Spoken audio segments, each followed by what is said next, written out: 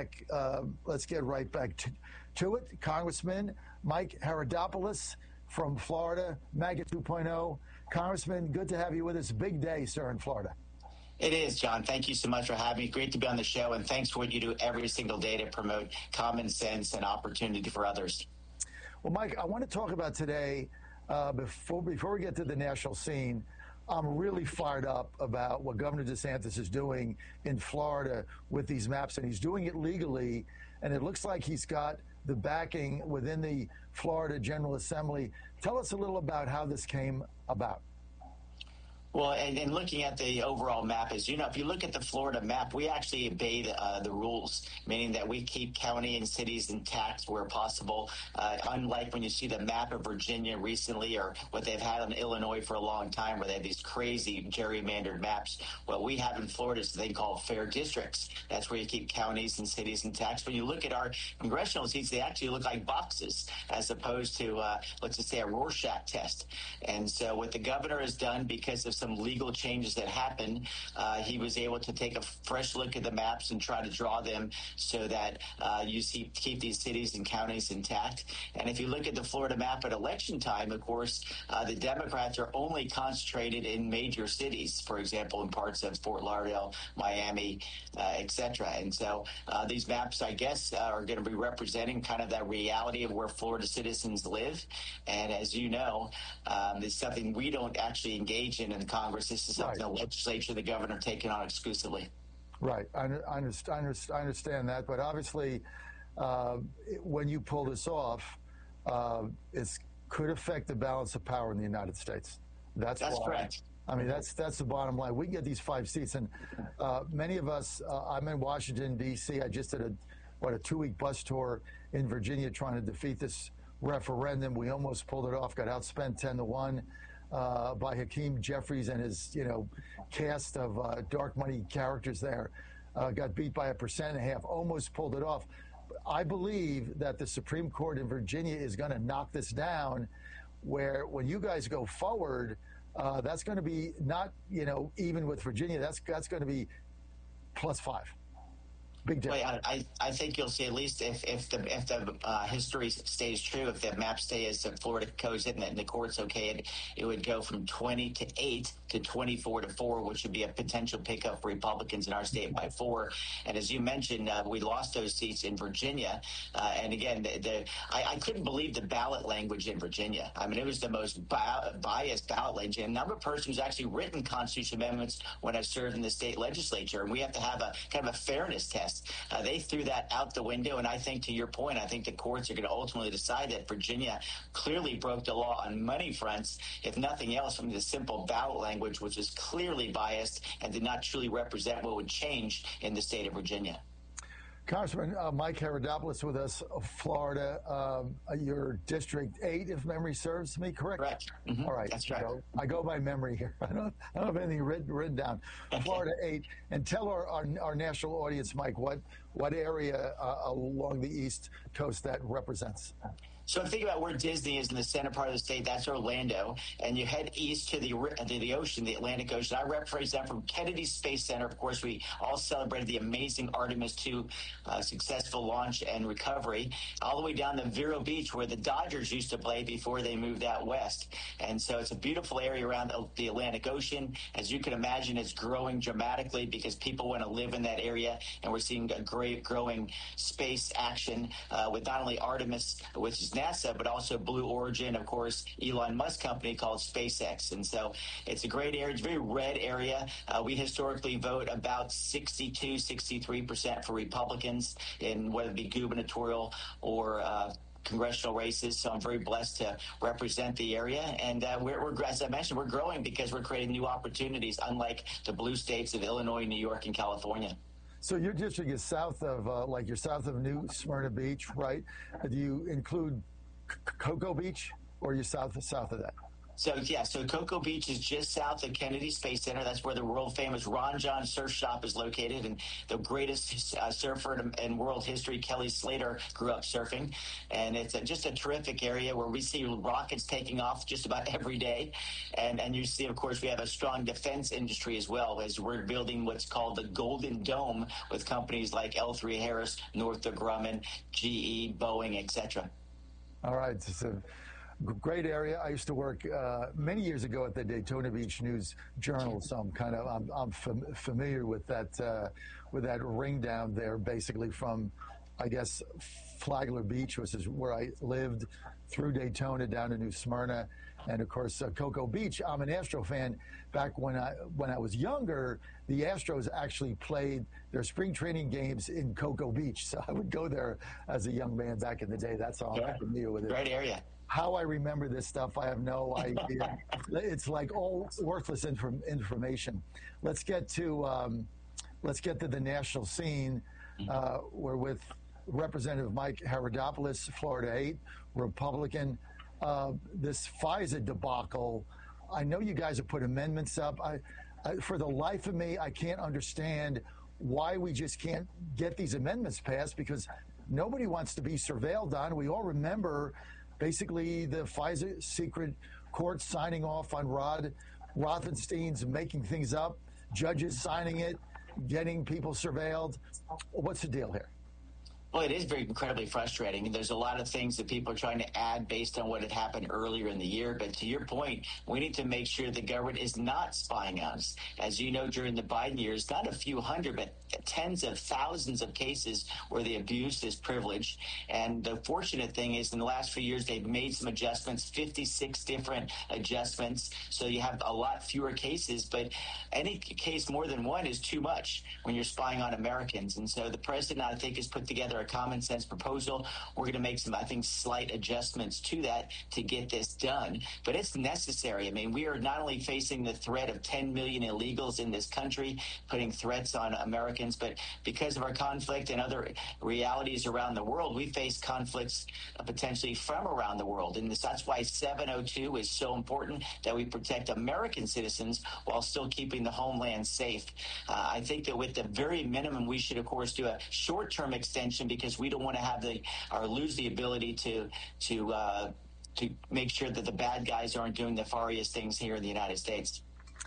Mike, the DHS funding, which is now, there's another stall in the Senate. It's hard to figure out on a daily basis what they're doing in there. Where does that stand now? Well, this is the frustration we're going through. We fully funded DHS 4 different times in the United States House of Representatives, despite getting no help from Democrats, as you know, John. And in the Senate, as you know, they need 60 votes to pass anything. And so the Democrats, as usual, are now putting national security at risk by not passing full funding. They're only willing to fund up to a certain point. They're unwilling to fund border security, and they're unwilling to fund ICE, which is so vital to remove those violent offenders that have come into the country illegally once they got here. And the fact that they are turning their back on their own neighbors is preposterous. And so we're probably going to have what's called reconciliation to fill that gap, meaning only Republicans will be voting for it. And only, of course, in the Senate will they need 50 votes instead of 60 in order to get that funding in place to make sure people simply get paid for doing their job. And so they only need 50 votes. They have 53 senators. What's the holdup? Well, remember that in this case, you have to go through the reconciliation process. Remember, the original bill was the classic way you pass any legislation, but the Democrats won't do it, so you have to use the budget thing called reconciliation. So the Senate will pass that, and then we in the House will pass it as well, and that was what will fully fund DHS. But to your point, this is the nonsense that goes on in Washington, D.C., and in the most fundamental way, this is how the Democrats thwart democracy. We earned the majority, and they won't let us act in the majority by using cloture and these different procedures in the Senate to block what the American public wanted, which is a secure border, and to go after the bad guys who are committing crimes once they got here after coming here illegally. So we got another lower court that makes a ruling yesterday, and actually in 3 days we had 2 absurd rulings. One was, okay, you can't hold illegals that you capture in a detention center. I guess you just got to let them go, like catch and release again. And then we get another ruling that says you can't deny anybody asylum even if they don't meet the criteria for asylum. I mean, who's running the country? Well, luckily, John, what's going to happen in each of these cases, we'll appeal those, and those will be knocked down for the next hearing. What the liberals do is they go what's called court shopping. They'll go find the most liberal judges, push it in that jurisdiction, and get a lower court opinion. But as you know, President Trump's almost undefeated when you go to the higher courts when you're dealing with some of these immigration issues.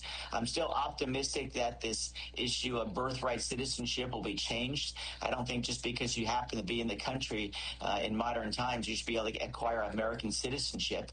And so we have to, fight these out. The lower courts, they'll find their liberal judge. Will, of course, stay that, meaning we'll stop it temporarily. And once it moves its way up the ladder, we'll make sure bad decisions hopefully don't come like this. But this is the reality of what the liberals do. They're doing things to thwart American democracy over and over. And clearly, unfortunately, they're siding with illegals over American citizens who not only built this country, but pay the bulk of the taxes that make this country operate every single day.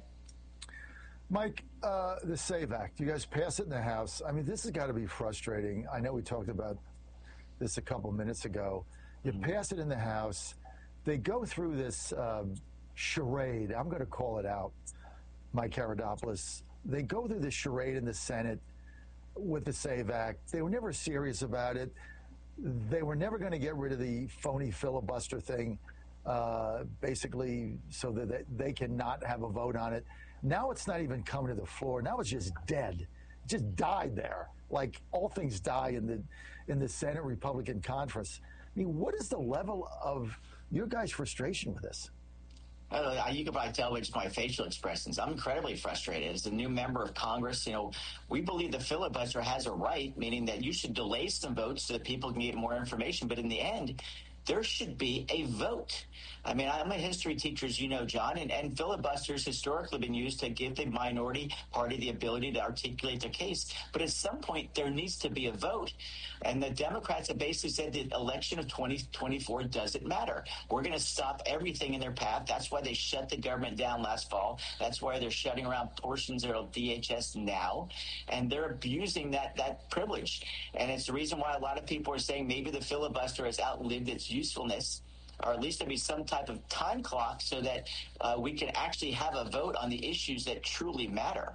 And this is what we need to do to step up. And I'm for anything to get the Save America Act in place, because we see illegal aliens voting, and anyone who's saying otherwise is simply false, because there's case after case, not just in blue states, but even red states that we're prosecuting right now because they come in and illegally voted. Well, we went from trying to bust up the phony 60-vote cloture man-made filibuster rule. We went from that to our own filibuster to not even having a vote. I mean, like this, it just went from, how can we pass it to we're not even going to vote on it in 3 weeks. It's the most crazy thing. You came here as a high school history teacher. If you were back in your class right now, just teaching today, right? In class, what would you tell your class right now about what the state of American politics is, Mike? Well, look, it's no way to put it. It's chaos. And it's allowing the minority to dominate what the will of the people is. Again, we're not taking away anyone's rights. If you're an American citizen, your rights are absolutely intact. In fact, they're enhanced when you make sure the people who are here illegally don't get to vote. I mean, as you can imagine, my name is Greek. If I went back to Greece tomorrow and say I'm here to vote, they'd laugh me out of the room. And so it's absolutely patently ridiculous. And again, I'm all for delaying a vote, making sure you have long debates on a vote, but there needs to be a vote. And I hope that John Thune will change his tune and simply say, we're going to have a filibuster, make them hold the floor as opposed to just accept defeat. I think that's what the American public wants, because as you see, over 80% of the people want voter ID. They want to make sure that only Americans vote in an American election. And the fact that the Democrats are winning this battle is undercutting democracy at its most fundamental level. And everybody understands this one of ID idea of you have to show an ID and you have to be an American citizen. That's all we're asking for in this bill, and it's why the House has passed it over and over again. What a clown show. You've also got the situation where you've got one senator can hold up an entire bill or nomination. 1 out of 100. That's what Tom Tillis did with Warsh to get into the chairman of the Federal Reserve. He just held it up because he had something, I don't know, something about the DOJ suing the guy for the overspending on the building. Tillis didn't like it, so he just stalls it. And then he basically holds it hostage and extorts the Department of Justice for dropping the suit. I mean, how do you run a government? Oh, again, and you could probably see again my frustration on my face, and it's the arrogance of people. Especially, remember, Tillis isn't running for re-election, so there's no accountability here. He's holding up the verdict of the 2024 election. I mean, thank goodness we finally shut the border. Now, when we go after the bad guys who are here who committed horrific crimes, the Democrats protect them with sanctuary cities. Then we got to bring more ICE agents in because local law enforcement won't help, and you have the chaos like you had in Minnesota and the two unfortunate deaths. But this is the chaos that's currently in place, and the reason I ran for office is to get things going again, and we need to make Washington, D.C. a heck of more like good old Florida.